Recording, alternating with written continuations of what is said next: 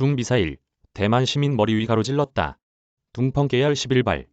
중국군이 낸시 펠로시, 미국 하원 의장의 대만 방문에 대한 대응으로 4일 대만 영토를 가로질러 대만 동부 해역에 10여 발이 둥펑 미사일을 발사하는 고강도 군사행동에 나섰다.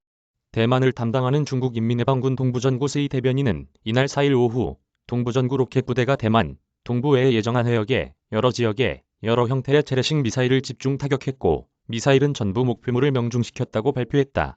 스이 대변인은 이번 미사일 발사의 목적에 대해 정밀 타격과 지역 거부 능력을 점검했다고 설명했다. 지역 거부 능력이란 적의 접근 또는 육해공 지역 점령을 차단하는 의미로 대만 유사시 미국의 증원, 전력 개입을 견제하는 훈련을 실시한 것으로 해석된다. 중국 측이 밝힌 미사일 탄착점이 대만 동부 해역이라는 점에서 대만 상공을 가로질렀을 가능성이 큰 것으로 보인다. 중국은 미사일이 대만, 북부 타이베이, 중부 타이중, 남부 가오슝 등 대도시 상공을 가로지를 경우 대만인들을 압박해 독립의지를 꺾는 일종의 심리전 효과도 거둘 수 있을 것으로 보고 있다.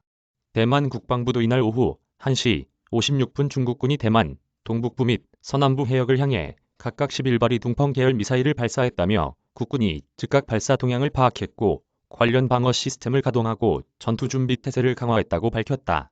대만 다이완 뉴스는 전문가를 인용해 중국이 극초음속 미사일인 DF-17이 아닌 단거리 미사일인 DF-15를 발사했을 것으로 추정했다. 중국은 이날 미사일 발사에 앞서 대만 해협 중간선 너머를 겨냥한 장거리 실탄 사격 훈련도 실시했다. 동부전구는 오후 1시쯤 대만 해협에서 장거리 실탄 사격 훈련을 했다며 대만 해협 동부의 특정 구역에 정밀 타격을 했고 소기 성과를 거뒀다고 밝혔다. 지난 3일 22대의 중국 전투기가 중국과 대만 사이의 실질적 경계선으로 여겨지는 대만 해협 중간선을 넘어간 데 이어 예고한 대로 4일부터 미사일 발사와 장거리 실탄 사격 등 본격적 훈련에 돌입한 것이다. 관영 신화통신 등은 지난 2일 펠로시 의장의 대만 도착 직후 대만을 포위하는 형태로 설정한 6개 구역의 해역과 공역에서 4일 12시부터 7일 12시까지 중요 군사훈련과 실탄 사격을 실시할 것이라고 밝힌 바 있다.